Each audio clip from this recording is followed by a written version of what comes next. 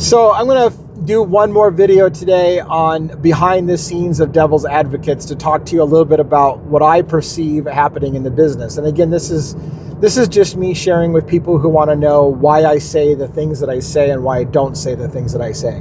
One of the biggest struggles that I have right now is being authentic versus not getting kicked off of a platform. And where do you draw the line? If I have to not be authentic in order to stay on a platform, then what's the point? And if I'm authentic and get kicked off the platform and no one then hears what I have to say, what's the point? So what I've found is I feel like I'm learning the differences a little bit slowly. I feel like it's slow. I'm not there, and I feel like people are going to be like, "Nah, man. If you've been in the business, you're going to be like, no, man, you're still not getting it." But I feel like I'm getting to understand the differences and the nuances between what I can and can't say on TikTok versus what I can and can't say on YouTube. So let me share with you a moment with why I talk a certain way on TikTok and talk a different way perhaps on YouTube. Whether I'm authentic to myself with both those different ways of talking, and my new strategy, which is too hot for TikTok. So here's what I've discovered. Anytime I start talking about a person, like in the early stages, I talked about an individual by the name of Dane Elkins that people were telling me looked or could be like the shooter in the New York shooting of Brian Thompson. And people were giving me tips when I very first started. They're like, "Hey, have you looked into Dane Elkins?" And I'm like, "Who the fuck's Dane Elkins?" So I did some cursory research on Dane Elkins because people kept saying, "I think it's Dane Elkins. I think it's Dane Elkins." And I got that several times in my comments. And I didn't know who the guy was. And I went and I did some research, and I found out Dane Elkins was this interesting fellow from the West Coast who just disappeared one day after telling his family that the CIA was trying to recruit him. He then basically called 911 as he pulled over on the side of the road. And when authorities showed up, his wallet and information was in the car, and he wasn't, and he's never been seen since. Never been seen since, officially. Nobody has found him. And that's a missing case for like 6 years now, I think. And so people are saying, "Hey, look, this guy, Dane Elkins, is the same basic age, the same basic build, the same basic look, and he's been missing for years." And so I dug into it a little bit. I thought it was interesting enough to make a video about it. And I got hammered by his family, who came in droves. His family, I didn't know his mother, the missing person, his mother was on TikTok, and all of her friends were on TikTok. And someone alerted his mother to my video on Dane Elkins saying, "Hey, Mom, you should look at this guy talking about your son." She came in and blistered me, and then a bunch of her family and friends came over and blistered me, and TikTok immediately shut me down on that video and said that I had violated their terms of service by talking about somebody's personal life or personally identifiable information. Now, here's the problem with that. Dane Elkins is a public figure. His story is in the news. His story has been covered by multiple news stories, and the family has aired on a Paramount special about their missing son, and all have been interviewed. He's a public figure, and it's a public story that everyone has been covering for quite some time. But TikTok has no tolerance for people who say you're besmirching their name or whatever.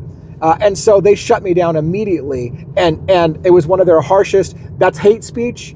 That's personally identifiable information, because the family reported me for talking about their son. And I didn't say he was the shooter. What I said was, "Hey, people keep bringing up this guy's name, and here's the similarities. They're the same age. They're the same build. They're the same look. Here's their side-by-side pictures. This is a super interesting story." And it wasn't, "He's the shooter." It's like, wow, there are other people out there who have really interesting stories that could shed reasonable doubt on this situation. That was unacceptable to TikTok, to even mention his name, even though he's a public figure. Additionally, I got spanked hard when I talked about Pam Bondi, U.S. Attorney General, and they smacked me hard and shut my live off and gave me a suspension for a week. Now, I'm not 100% sure it was talking about Pam Bondi specifically, or Karen Agnifalo's response to Pam Bondi, which called the healthcare system a murderous healthcare system. I was discussing Pam Bondi, and I got shut off instantly. And I was told by several people, you can't talk bad about Pam Bondi. And then and conversely, one other video, consistency. I talked about Jessica Tisch from the New York Police Department, and that video was shut down instantly for community guidelines violations, for hate speech again, because I was talking about Jessica Tisch. So apparently TikTok doesn't like you talking about people. And I've noticed that other content providers have been kicked off or had their accounts completely banned, 100% banned with no appeals process, because they were suggesting that Luigi's cousin, for example, may have been the shooter or involved in the shooting. And they have zero tolerance for that. They said that's misinformation, it's hate speech, it's causing people problems, people might be going and harassing their family, and so they shut it down, an instant ban, total ban of the account. So, what I see consistently from TikTok is don't mention people's names in a negative light, such as Pam Bondi, Jessica Tisch, Dane Elkins, because if you suggest anything bad of somebody's character by name, they're going to shut you off as hate speech. So that's a thing. And I don't think TikTok's like that. In fact, TikTok made a comment, or not TikTok, YouTube's not like that. I don't think YouTube's like that. And YouTube has made a comment when I was doing some research that when people come to YouTube and ask somebody to take something down for misleading information or defamation of character specifically, those kind of things, like I think what's happening is when people hear somebody that they feel is being treated unfairly, they report you, and TikTok's response is immediate shutdown. YouTube said they don't do that. YouTube says it's not their job to decide whether or not what you're saying is factual or not. And so when somebody reports you for defamation or libel or whatever, YouTube doesn't respond to that and take you down, because it's not their job to be the arbiter of whether or not you're saying truthful things or not. That's not their role. So I feel like already that proves to you YouTube is more freedom of speech, because they've acknowledged that just because someone's offended by what you say isn't an immediate suspension. Now, I hear people telling me all the time that YouTube will immediately block you or shut you down for certain things. Oddly enough, the number one thing I've heard that they'll shut you down for is if you play music that's copyrighted. So if you're sitting there, doing a show and you've got some copyrighted music playing in the background, just hearing a Maroon 5 song, for example, might get your video shut down as immediate copyright violation. So they're more inclined to protect that kind of stuff, but not the libel issues and freedom of speech issues and things like that. So these are the things that I'm learning, and that's what I'm imparting on you behind the scenes. Is when I'm talking so I've decided to come up with a new show. That's the end of this thought. Where am I at on time? 7 minutes, 8 minutes. Okay. Where I'm deciding is I'm going to have a new segment called Too Hot for TikTok. So right now my current platform is this, or my style is this. I stream simultaneously to YouTube and TikTok every Monday, Wednesday, and Friday at 6 p.m. And I have 2 cameras and 2 mics going. One mic and camera system for YouTube, one mic and camera system for TikTok.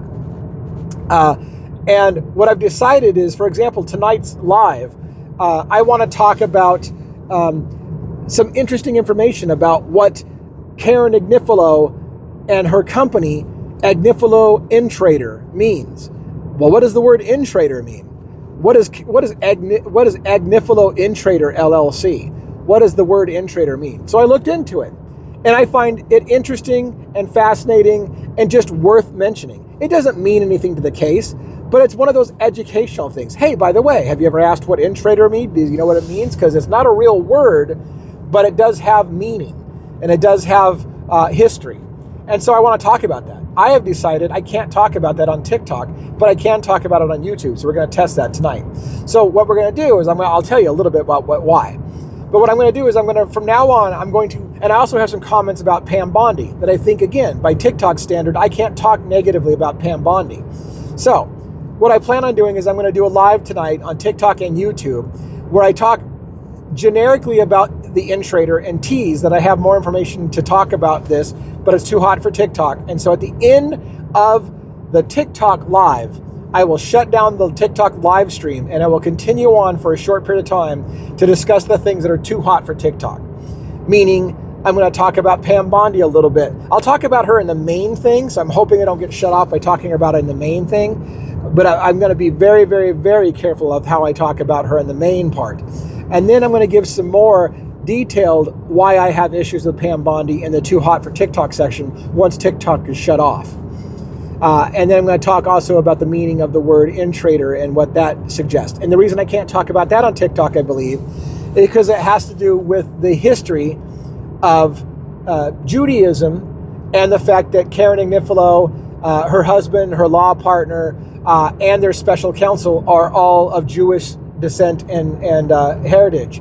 And just by nature, once you start talking about Jewish people, there's a certain group that says you are practicing hate speech, because the Jews have notoriously had a million people who bash on them. And anytime in conspiracy theory, and I hashtag the word conspiracy all the time, when you put the word conspiracy together with anything of Jewish nature, all of a sudden it's hate speech, whether you made that connection or not. I'm not indicating whatsoever, and I will make that clear on YouTube. I'm not indicating whatsoever that there's some grand conspiracy because Karen Agnifilo and her entire law team is Jewish, or that the word intrader means something in the Jewish heritage or culture.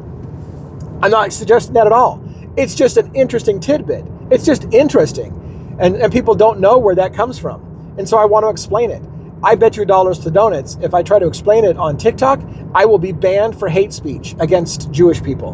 Believe me, I'm closer to Jewish people than I am to Christians. I was born and raised Christian, but when I studied, I became more and more Jewish in my religious practice as time went on. I have more of an affinity and connection to Jewish or Judaism than Christianity today. But they would still call me hate speech for that. I almost guarantee you. So talking about intrader being and how it became part of the Jewish culture, and the law team being all Jewish, which, by the way, Luigi Mangione is Catholic. His whole entire family has been Catholic. I don't know if he's practicing, but his family is Catholic. And again, talking about religion, I think is a no-go on TikTok. They will call that hate speech against a religious organization or group, even if I try to just say it as facts and factual information for your information. YouTube, I believe, will let me get away with it. So we'll test that tonight. Thanks.